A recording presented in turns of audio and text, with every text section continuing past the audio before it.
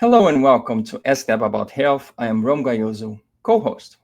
We are broadcasting via Fuji TV, the home of the future on television. You can find us on Roku TV, on Apple TV, and on Fire TV. You can also find us as an app on Google Play and on the Apple Play Store. Or if you're using the internet, our web browser is fuji.tv. So, folks, thank you so very much for your feedback. We have been working very hard to bring you the latest and greatest on health and wellness topics.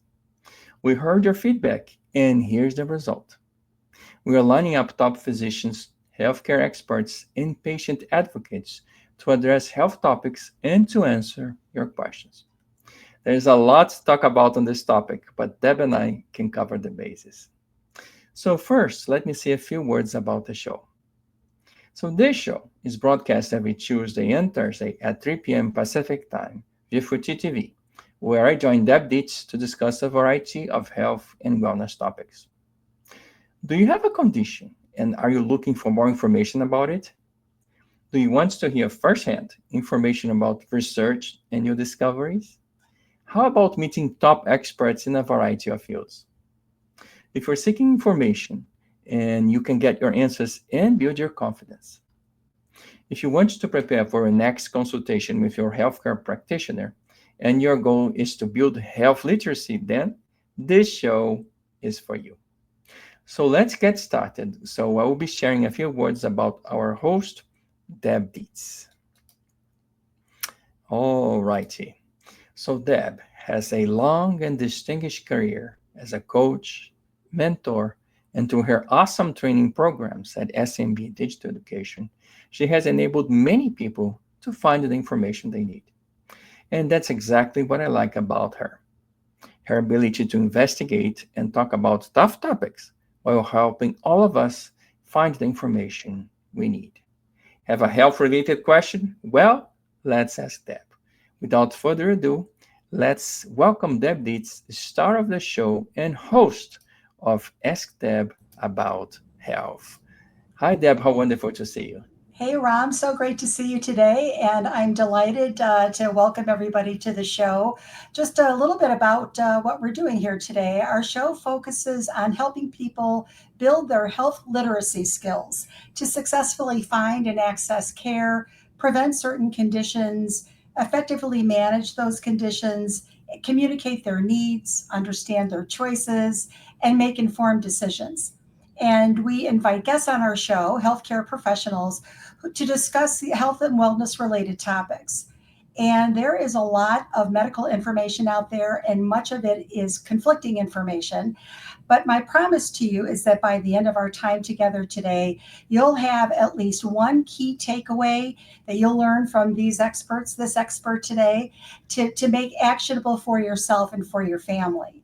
And so our discussion will focus on practical information that you can ensure that you're making those good decisions and that you can get the medical care that you need. And your relationship with your healthcare practitioner is just that. It's a relationship, meaning it's two-sided. So if you're an educated patient, you will have a better outcome. And sometimes you just need to know the questions to ask. And so this is the place where you'll learn how to do that. So today, you're going to learn why that daily soda or sodas, plural, your flavored coffee, myself included, my pumpkin spice latte yesterday, or even your healthy snack could be quietly damaging your brain and pushing you toward diabetes, and how you can turn it all around starting right now. All righty. So let's get going. So today we're excited to welcome TaShawn Davis to the show. TaShawn is a registered nurse and the author of two powerful books that expose the hidden dangers of sugar and show how it's fueling today's health crisis. So book number one is Sugar Deception, Full System Review, The Hidden Ways Sugar Hijacks Your Health and How to Reverse Type 2 Diabetes, Insulin Resistance, and Inflammation Naturally. And book number two is Uproot the Cravings, a 21-day faith-based devotional on sugar detox to break addiction, restore energy, and renew your mind, body. TaShawn has helped countless people reverse type 2 diabetes, improve brain health, and reclaim their energy. And today, she's here to share what you need to know to protect yourself and your family. So without further ado, let's welcome TaShawn to the show. Welcome. Hi, thank you. Hi, TaShawn. So good to see you. Good. Welcome, welcome. Before we start, why don't we just take a minute and introduce yourself? Tell us a little bit about your specialty and the work that you do. So I'm TaShawn Davis. I am a registered nurse. I've been a registered nurse for 20 years, and I specialize in insulin resistance and metabolic health.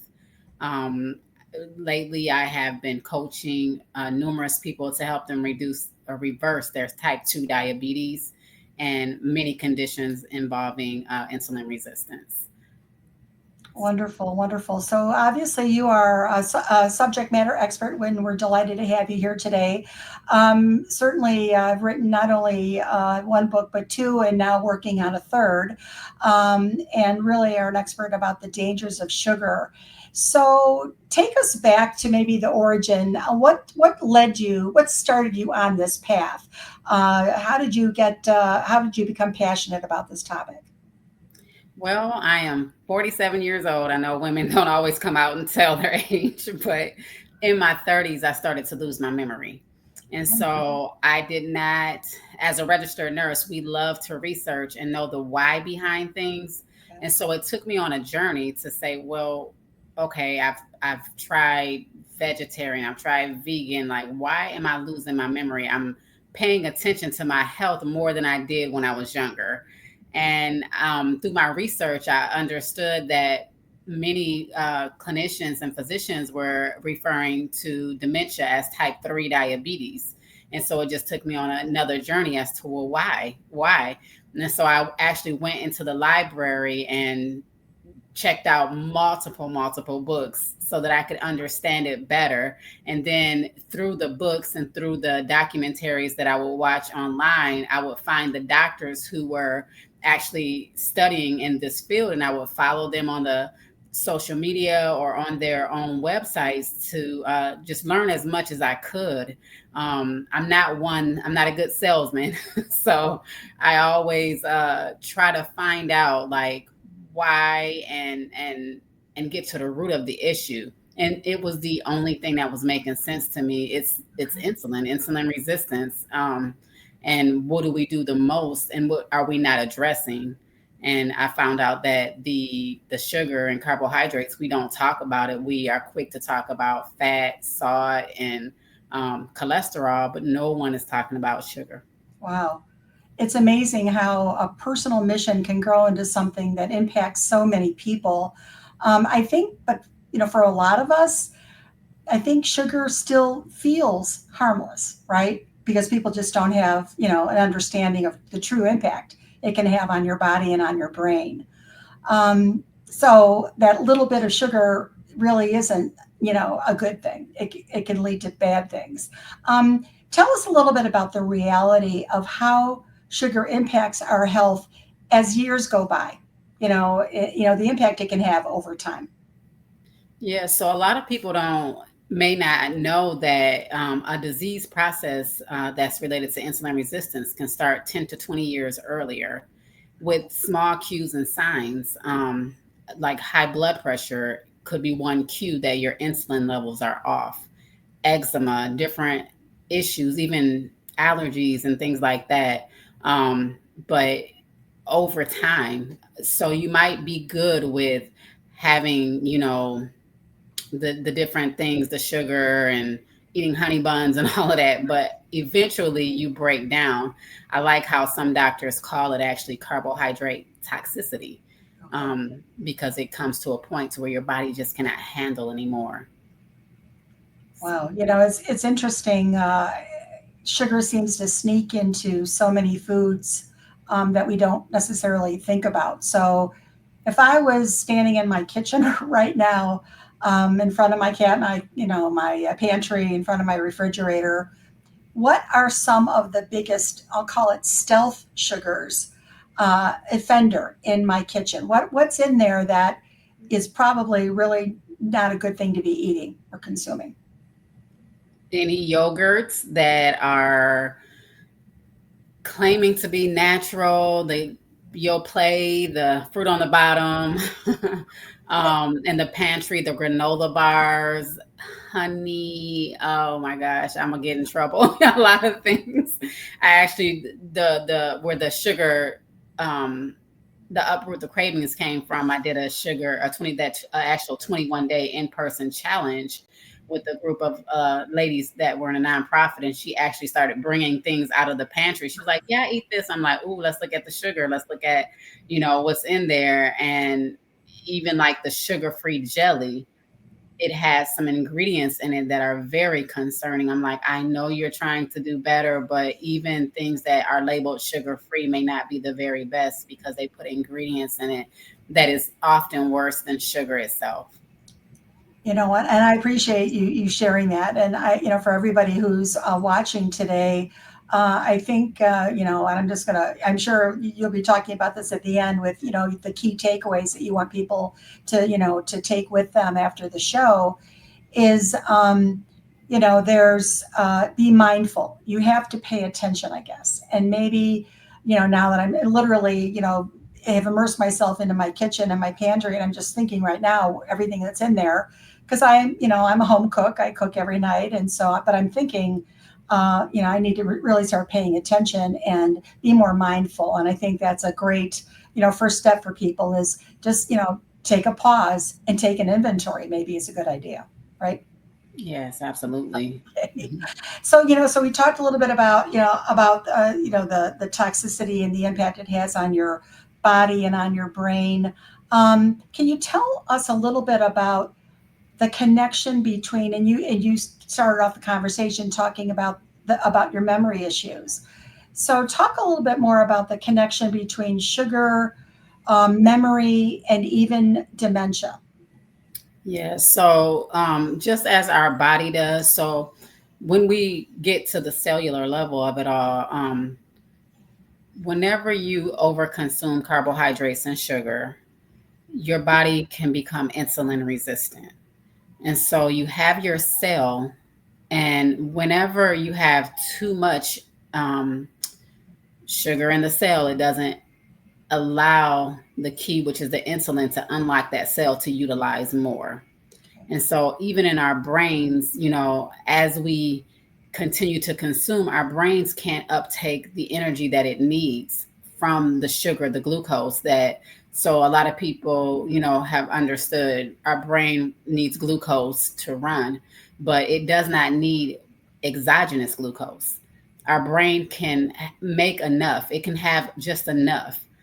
We don't need to continue to fuel it with sugar or things that we think are not sugar, but just good for us foods, but they actually do turn into sugar. Right. And so we do become insulin resistance in the brain. And inside of my book, I talk about type, the how chronic insulin damages the blood vessels in the brain, and it becomes insulin resistance. And it's hard to properly absorb the glucose. Our focus, a lot of people. So for me, it was I would. Everybody probably has a story like this where you would, in the beginning of maybe getting busy or after having a baby, you would go into a room. Okay, what did I come in here for? And then you will walk back out and then come back in and then kind of remember what you came in here for. But it's that time where you go into the room, and no matter what you do to try to remember, you can't remember. And that's where you're like, and we just think it's normal. It's just, I'm busy. It's a part of everyday aging, but it's your body is trying to tell you something. Okay. Like something is not right. That memory fog is the first thing. Memory fog and you know, just not being able to remember at all. We need to take into account that there might be more going on than just it's a part of well, for me, everyday aging at 30 years old, I'm already doing this. It's not Exactly. normal. Right, You know? right. Wow. Is it possible for people to become addicted to sugar? And because it almost sounds like sugar affects the brain in the same way some addictive substances do. Is that fair to say that you can actually become addicted to this? Oh, absolutely. There have been studies done, and I cite one in, I believe, Sugar Deception, where, the mice was more drawn to sugar than heroin. It's more addicted than heroin. And because it highlights those same pleasure receptors, the serotonin and dopamine. It's like, yes, yes. And, it can excite, a mouse to death, just getting that sugar, very addictive. And the way I explain it simply in the Uproot the Cravings is, has it caused you damage? Are you understanding that I'm getting sicker, I'm not doing well, but I still want to eat this thing, or I still want to have this, although I know that my body is not responding well. I know that my memory is going. I know that they just told me I'm a pre-diabetic. So, even with, as I go through like the different phases of addiction, actually, I do an addiction quiz, and I talk about the different phases of addiction in the Uproot the Cravings. One of them is the health food believer, is what I call her, where she is a vegetarian and she's eating all the things, a lot of rice and veggies and potatoes and honey, all the good for you stuff. But she's a pre diabetic. And so, I challenged her to come off of some of the stuff. You can be a vegetarian and eat less sugar and carbohydrates. You can do that, but the thing is, you have to pay attention. So if sugar is what causes insulin to come out and your body is insulin resistant, we have to be careful about adding more things that will increase that insulin, because a type 2 diabetic and pre-diabetic, which I don't believe there's a such thing as a pre-diabetic. The damage is already done. They're just waiting for actually your one more sign, which is the damage in your eyes. That's how they first found out, that these amount of people have now type 2 diabetes. But they're waiting. Remember when we talked about earlier, it's been 10 to 20 years. So the damage is slowly going. We're becoming more and more insulin resistant, but they won't give us the diagnosis until we get the damage in our eyes. And she was told I'm a pre-diabetic, and but I eat healthy. Is it healthy for you though if you have insulin resistance? If your body is not uptaking insulin the way it should, because when it does, it's you have so much that your body is now storing that excess sugar as fat in your liver, and you're getting fatty liver, and you're getting pre-diabetes, whatever that is, and you're getting sicker. So if you understand I'm getting sicker, but I don't want to stop eating the things because it's so-called healthy for me, that could be an addiction. I see. I see. Well, you're a specialist in helping people reverse type 2 diabetes. So, can you share how that's possible and what role does reducing your sugar intake play? Because I think there are a lot of people out there, and it's almost common, too common probably. When people talk about, oh, I'm pre-diabetic, I hear that a lot from a lot of people. So share how it's possible to reverse that, or start, if being aware that this is an issue, but what are some of those steps that you can take to start to reduce that negative impact that it has over time? Yeah, and I think even like in the world of diabetics or dietitians and things like that, people don't like to hear reverse. Even still, they don't want to hear reverse.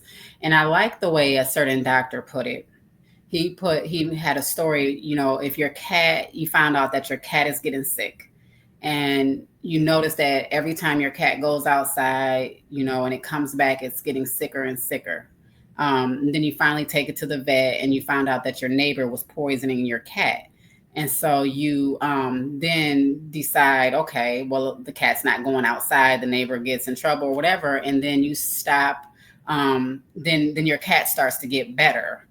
And so what happens is, if we stop putting the things in our body that causes, remember the carbohydrate toxicity, if we stop putting the carbohydrates in, we can actually reverse the diabetes. So if carbohydrates and sugar cause our insulin to elevate to a point of our body, our cells are no longer responding, if we take away that toxicity, our insulin levels will come down and it will normalize. And we actually will be able to get A1C levels, which is that test indicator that would say that we no longer are diabetic.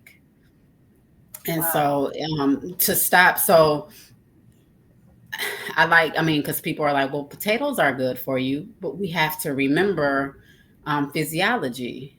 If we put it in our mouth, amylase comes out and it turns it into sugar, in our body. Your body doesn't know whether you just ate a potato or a sucker.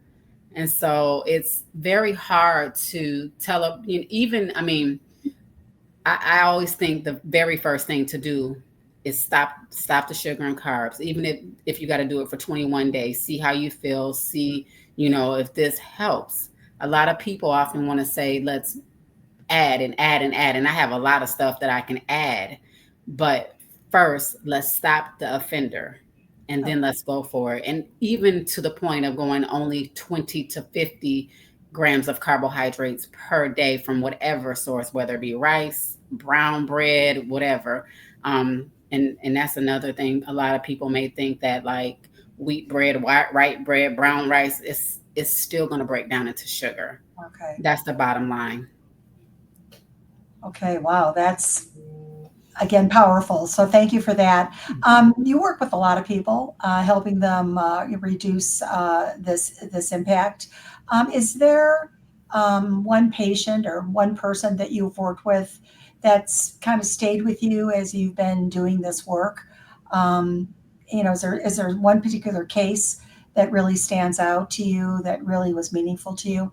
You were able to help them. Yeah, there are several. I think I guess first of all, for me, the biggest thing was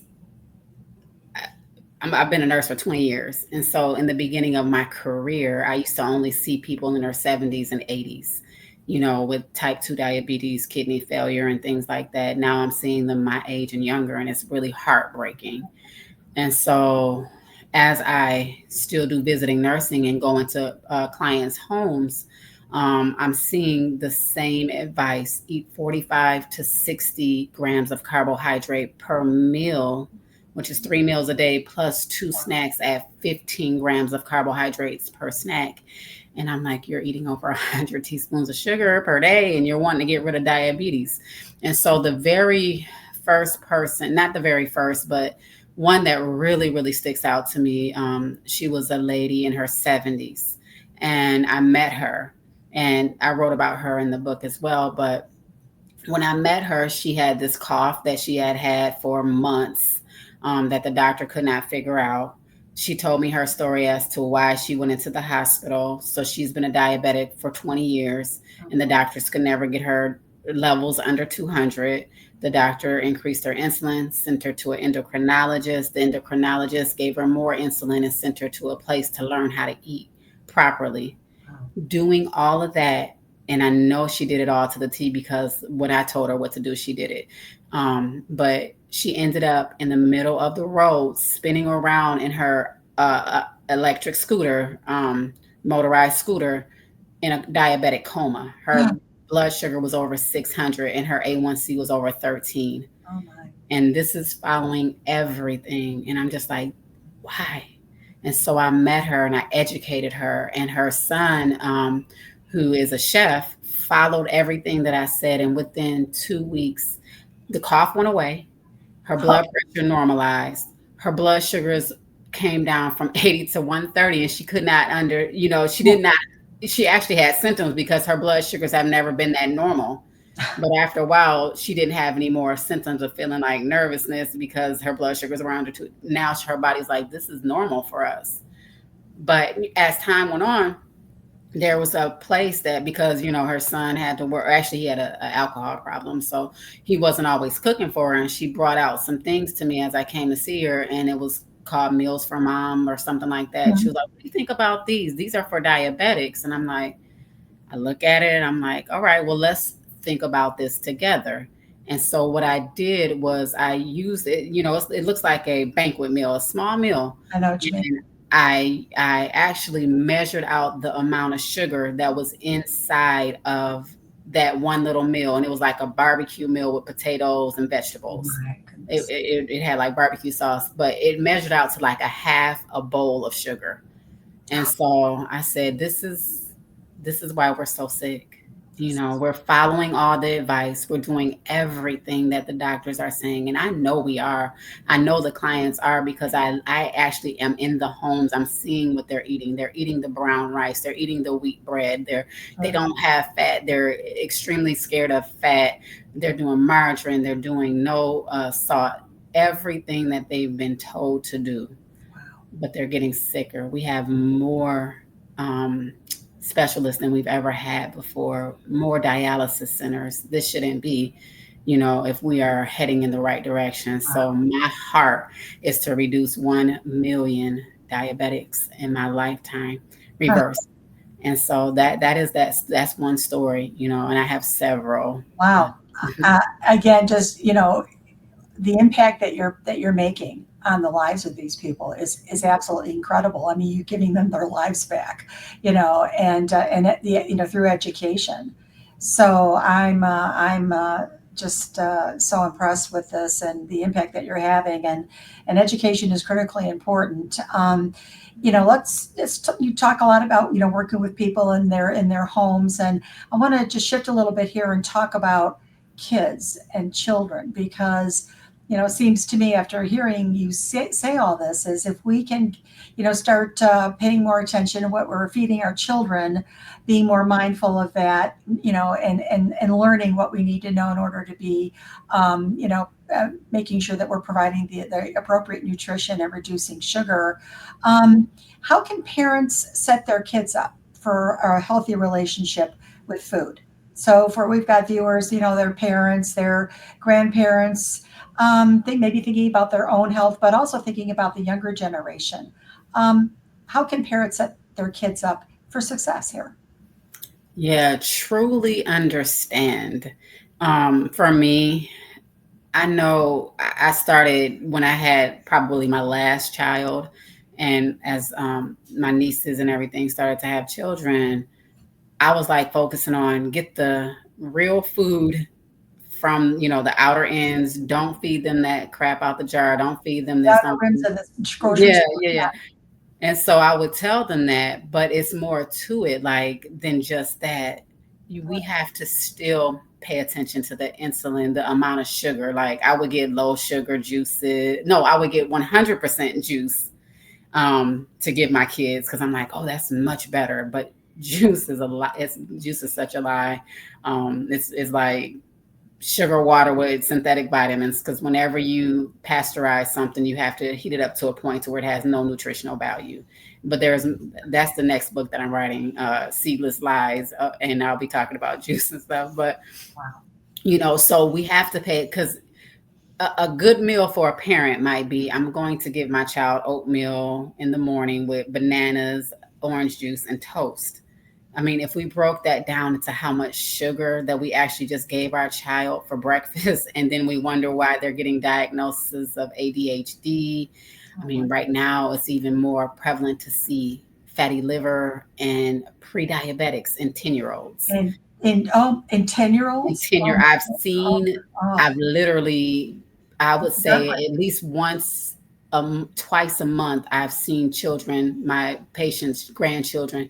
I need your information because my grandchild was just that. I'm like, are you serious? Like, Years it old. almost makes, every time I think about it, it makes me almost want to cry, because for me, I'm like, I did this for my kids. I literally would give them it was that type of meal in the morning, and then a sandwich with Sun Chips, the best chips, and 100% juice for lunch. And then I would bring them home. You got to have a meat, you have to have a Yep. carbohydrate, and you have to have a vegetable. And then, you didn't have anything bad. So maybe it's Kool-Aid for dinner. Yeah. All day long, it has been on a sugar, sugar, sugar, sugar, sugar, sugar. Everything has been sugar. When you really break it down and think about it, 10 years later, you know, I have eczema, or I high blood pressure, all the things that we don't insulin resistance. It comes in many PCOS, dementia, diabetes. There is many things that spring off from insulin resistance, and we don't realize. All we look for is just diabetes. I don't have to pay attention to my sugar. I don't have diabetes. Yes, you do, because insulin resistance. Insulin, when it comes out, I like to teach that it sits on every cell. It doesn't play fair, so you can't uptake vitamin D. That's why depression comes. And we can be out in the sun all day long, but if our cells can't uptake it because insulin is on that cell, then we can take all the pills, all the vitamin, but we have to get rid of the perpetrator first. So as far as like doing it with the kids, I love, like, in my when I'm coaching one-on-one, I encourage people to make a fun day where you're cooking with the kids. Like, there's pizza recipes that they can do that are Okay. low carb. There's something called chaffos, like all kind of recipes. And then I have a lady I love to follow, Maria Emmerich, who cooks with her kids all the time. It's very inspirational, but do it with your kids and do it with understanding. That's the biggest thing. Do it with understanding. Deal with understanding. Very, very powerful there. And I'm thinking maybe there's a fourth book in your future about, maybe it's a cookbook with, I don't with know. appropriate recipes. Maybe that's maybe that will happen down the road. But one thing that really stood out to Ram and I when getting to know you and talking about this topic is your second book, Uproot the Cravings, and you referred to this a little bit ago about your 21-day faith-based devotional and sugar detox. And when I read that, Ram and I are both people of faith, so that immediately that got our attention. But help us all understand how your faith-based devotional helps people get through the detox process. What's the impact that faith has on wellness based on the work that you do? Yeah, so big time. Anything we put before our God is an idol.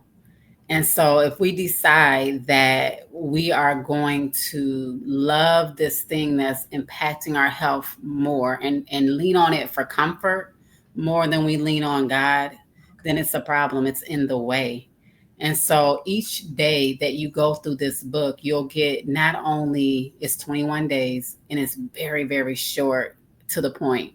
So not only will you get direction as to what to do, but what your body is going through, a devotional and a declaration and a prayer, to help you, to help us to see. So not only will our minds be renewed, but our bodies, literally physically inside, will be able to break free from some of that stuff, that stronghold. Sure. It is an addiction, and Yeah. it's a stronghold, and it gives you just a day by day, every day. A lot of people don't want to be overwhelmed with so many instructions. I So bet. one page, maybe 2, 3 sentences, this is all you need to do. This is And great. This is it's manageable, and but it's I think what's the expression? If you do something for three straight weeks, it becomes a habit. I yeah, think there's an expression yeah, like that. So this is very good for people to know that and you're making it digestible, quote unquote. And words here, digestible for no pun people intended. that Yeah. they can work with. They can take practical steps to make improvements here. And I like that. And that's really kind of the spirit of, why we do these shows is just that, practical information, the things that you can do that really can have a big impact. in your 21-day, program, it sounds, ideal in order to help people do that. So I thank you for that. I'm going to actually ask Ron to come back in, and he's been kind of paying attention to what people are saying on social media. And so what are we hearing from our friends out there in social media world? Yes, of course we are, especially from Facebook. So, Tashawn, one question here can be kind of resumed as, how much sugar is actually safe to consume in a day, and how we know that we are actually overdoing it? So our bodies are only meant to hold 1 teaspoon of sugar per day. Oh, wow. That's physiology. And so how do we know that we're overdoing it? Eating over 1 teaspoon of sugar per day. But no, so when a child consumes a lot of sugar, they can eat the sugar and then they can go run, run, run, run, and run it off. As an adult, though, we go through the same motions, but they call it depression or bipolar because our brain is going up and down and up and down. We have to hold it in, but we're still going through the motions of sugar being impacted on us. So it gives us a high, then it brings us low. And then every 2 hours you have to eat because you have to replace that high. Basically, you have to replace it because now we're too low, and then we're too high, and then we're too low. So yeah. So if you have any symptoms, even of depression, any high blood pressure, even to know that for every 1 gram of carbohydrate we consume, we hold on to 3 to 4 grams of water. A lot of people blame salt, but the inflammation is what's happening in our bodies. We're becoming really tight within our cells in our body. And I was saying, when insulin comes out, it doesn't allow other hormones to be used appropriately. And one of those hormones is aldosterone, which tells your body to hold on or to release water. And so if you have high blood pressure, you're probably consuming too much sugar as well. Got it. So another question here is about the different types of sugar. So are all sugars equally harmful, or is it like natural sugars from fruits okay? What's the spiel on the different kinds of sugars? If you're insulin resistance, I think they all are on the same level. The biggest difference, which many people might not like, whenever you consume fruit, there's fructose. And the only thing that metabolizes fructose is your liver. One of the biggest things that is happening, and one of the biggest diagnoses that people are actually dying from in today's time, is NAFLD, which is non-alcoholic fatty liver. And it comes from the consumption of sugar. Remember, whenever you eat too much sugar, your body converts that sugar into fat and stores it in the liver. And that's the fatty liver. And fruit directly just hits it. So fruit sugars, honey, it's sugar, it's glucose and fructose. So honey hits it. It's very dangerous because I know a lot of people would want to hear, cane sugar, this sugar, that sugar. But if your body's metabolically sick, there's no sugar really that's safe. You want to avoid it until you can get to a point to maybe start adding things back. Got it. So different kind of questions. Some people are saying that sugar is as addictive as any kind of drug. So how true is that really? Oh, it's true. Yeah, they did the study with the mouse. He went for the sugar instead of the heroin, and it's very, very addictive, and it gives the same pleasure responses as the serotonin and the dopamine. It gives your brain a hit, the pleasure center. It's very addictive. Got it. So what are some common foods or drinks that have the hidden sugars that people don't even realize? Can you give us the good, the bad, let's go the bad and the ugly. The bad. What are the things that you say this is really a no-no? I think I almost want to cuss, and I'm not a cusser. When I see, especially my cancer patients, being told to drink Ensure or Boost, because some of the first ingredients are like high fructose corn syrup and Oh, the bad oils, soybean oils, and all the things. They actually, and I'm sorry if I'm like not supposed to say all of this, but they actually were supposed had a lawsuit against them because of the non-nutritional values. I'm not sure if they've changed some of their ways, but some of the ingredients, even in some of the enteral feedings, the tube feeding formulas, when you look at the ingredients, you're like, well, why do you have to have maltodextrin in here, plus high fructose corn syrup, plus regular sugar, plus vegetable oils and things like that? Like, it's so, my goal, I have a nephew who is tube fed.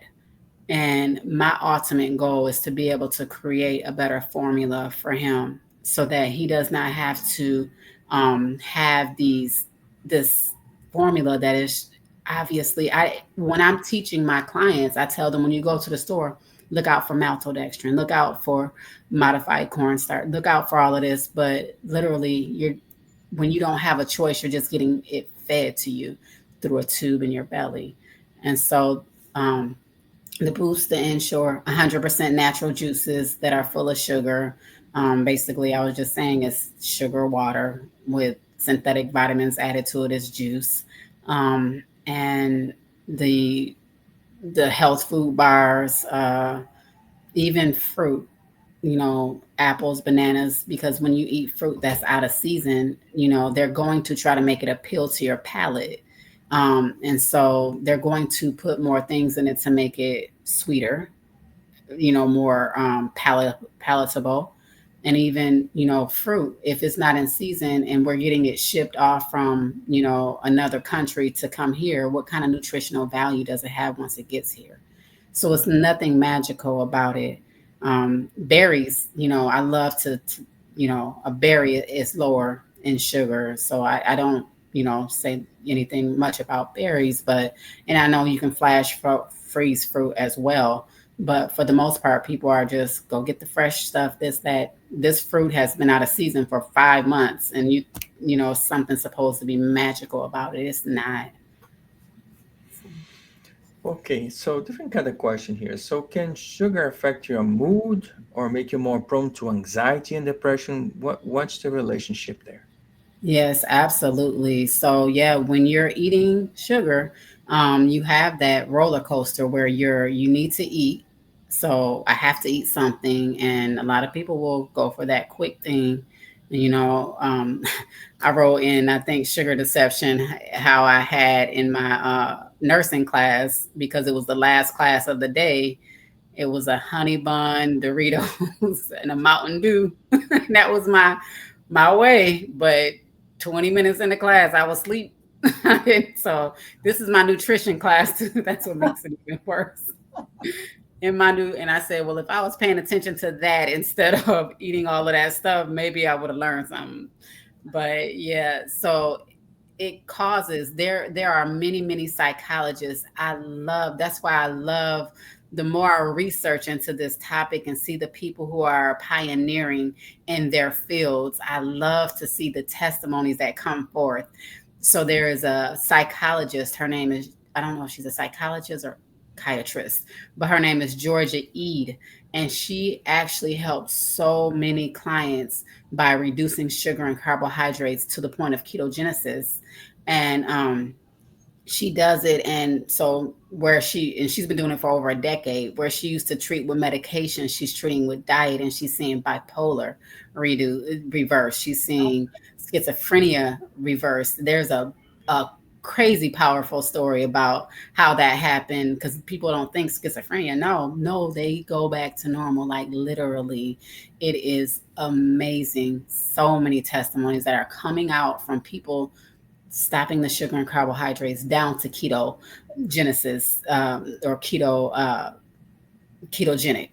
Um, so that's between 20 and 50 grams of carbohydrates per day, no more than that, because now your brain, because the way that keto was started, it's over 100 years ago for children with epilepsy, and the doctor was using it to treat epilepsy. So any neurological condition can be treated this way and helped tremendously. I believe it's Tim Tebow's dad who had Parkinson's disease, and with that Parkinson's disease, um, he got so much better, and the doctor was able to help him with his symptoms so much that Tim Tebow said that he wanted to start the diet because he saw the improvement with his dad. And so any neurological condition is perfect, like any depression and so I love it when I had, and of course me, because I did it because I was losing my memory. I'm like, I need to know more. And so I'm a living example, that you definitely will be able to get better any mental issues when you cut sugar and carbs. Okay, so different kind of question here. So what about artificial sweeteners? Are they really a safe alternative, or do they carry their own hidden risks? They absolutely carry their own hidden risk. So natural sugars. So to understand it, I don't know if I wrote about the sugars. I wrote about the sugars. Can you that are better for you, which are more natural sugars like the monk fruit, the allulose is an amazing sugar, and I just did a experiment with it. It acts like a GLP-1. It acts like Ozempic. Mm. Um, and stevia, but you don't want to mess with aspartame or sucralose. And there are different ones that you don't want to have. They are actually neurotoxic. They mess with your brain.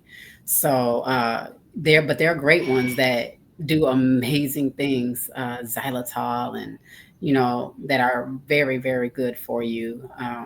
But yeah, it does take a little bit of research and understanding, and that's why I write about it. Great. So one last question is it possible to really completely reverse the damage that sugar has done to your body and your brain? I've seen one of the things that I've seen with one of my clients, neuropathy. She was a type 2 diabetic, and she actually went into a diabetic ketoacidosis twice, where she went into comas in the hospital, almost dead. Oh my. Started coaching her, and within the first 2 weeks, or it was a couple weeks, and her blood sugars were still like 200 to 300. I'm like, you're not doing something I'm teaching you, because your blood sugars will come down when you follow the plan. And she was like, oh, okay. I'm still putting honey in my coffee. And I said, well, you got to get rid of the honey. I know it's good for you, but it's not good. It's supposed to be good for us, but it's not good for you because, your insulin, you have diabetes. And she took away that. And it was actually the Lord that told me, as I am coaching her, once she starts to do the things, that it will accelerate and that she will be healed quicker. And so she did not have feeling in her feet. So she was already going through diabetic neuropathy. And most people think once you get that, it's over. There is no reversal. I used to work at the VA for 12 years, and I used to think that the legs were missing because of the war. 99% of the people was uncontrolled diabetes, and it shocked me, still shocks me to this day. But so she was on her way to losing her foot. And within 2 to 3 weeks of taking the sugar away, taking the honey away, blood sugar is now going down, because she wasn't going under 300 either, now going down to 80 to 130. She said in the middle of the night when we got back on our coaching call, she said, I started to feel feeling in my foot. She said, I was like, oh my gosh, what is this? What is this? And so, yes, the effects can be reversed. It depends on what it is. But for her, yes, that diabetic neuropathy has been reversed. And not only that, I had a client that was given 6 months to live because his kidneys were failing. And remember, we talked about how aldosterone and everything affects the kidneys. Um, the insulin is in the way. And he was doing the things that the doctor had suggested, but the doctor was just like, you're going to die in 6 months. I started coaching him, and within 2 months, it reversed. His kidney numbers came to a point to where they're like, I don't know what you did, but you're going to do fine. So life changing. It depends. And even there's many doctors with, clients that have dementia, and they can see the reverse of their loved ones are now. Annette Bosworth has a beautiful story of a lady that had dementia that didn't even remember how to put on her clothes, but was able to reverse that and understand all directions. Like, it's amazing what we can do once we pay attention. That's it. And once we have the information and are educated on what to do. So Yeah. that is, those were great, great questions and great answers, TaShawn. So if you could leave our viewers with one life-changing message about sugar, what would it be? I would definitely say, try to understand, make informed healthcare decisions. A lot of people are so frustrated because of the they say, she say, but physiology says one thing and it continues to say it.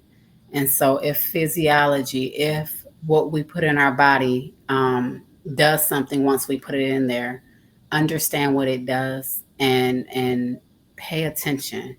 Pay attention to what is affecting you. Make informed healthcare decisions. Don't just follow the crowd. Wow, brilliant response. Thank you.